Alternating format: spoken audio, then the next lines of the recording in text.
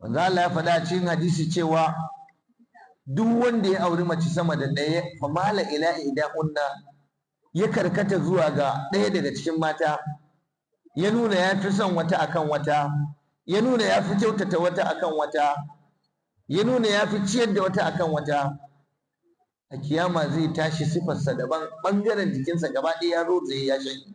Ina tausaya mai gidanki idan baya adalci a tsakanin. Yau wannan labari kar ma ki tattauna a kansa, irin zalunci da wasu maza suke a mata. Akwai mazan da yau ko rabon kwana malam ba sai.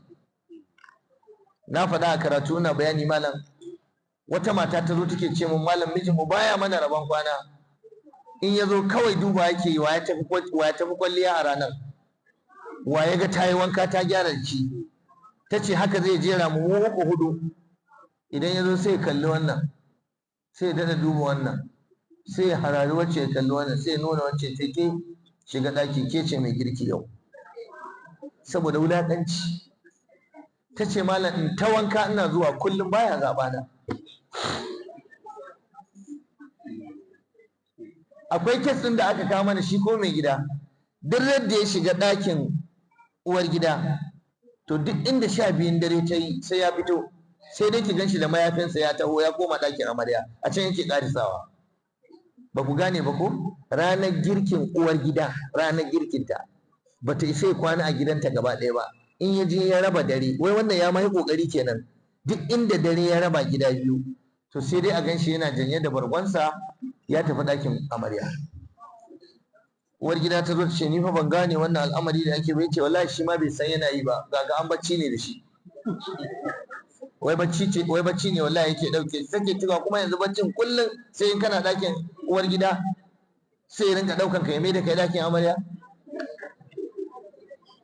Akwai wanda daidai abinci baya iya adalci, mazan yanzu akwai abinci ba sa iya adalci tsakanin mata. Idan wacce tana girki ya mata cefane mai kyau, ya sayo mata komai, ke ku in ke ne da girki to ranar za a ga talauci da kafa sai yana tafiya a cikin tukunyarki. Me zai taimaka ba ko baki sake magana ba? Zalunci wannan suwar kenan min zulmi ar-rijal ala al-mar'a ala nisa. Kaman wato wasu surori, wasu misalai na zaluncin da maza suke wa mata. Sutura fa, kaya fa idan ya je kasuwa saboda baya tsoron Allah, wacce sai mata mai tsada, wannan sai je sai mata mai arha.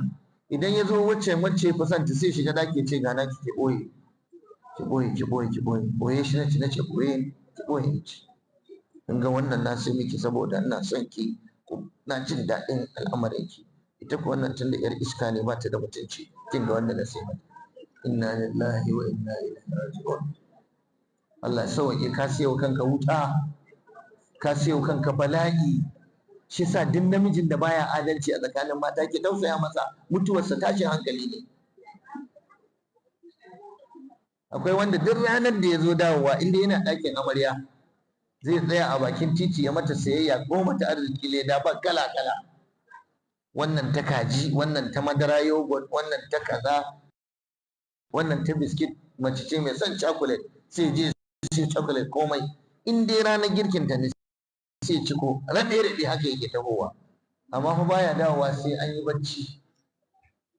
Sai ta kurmus haka zaki ji da daddare ana kurmus ana ta kare kashi ba bal ana subhanallah.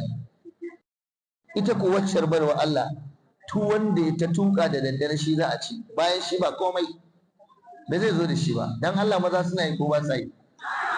Su ji tsoron Allah. Sai dai da safe da zo ta tara an zubar da kashi a kofar ɗakin amarya, an sha madara an jefar da roban madara. Ke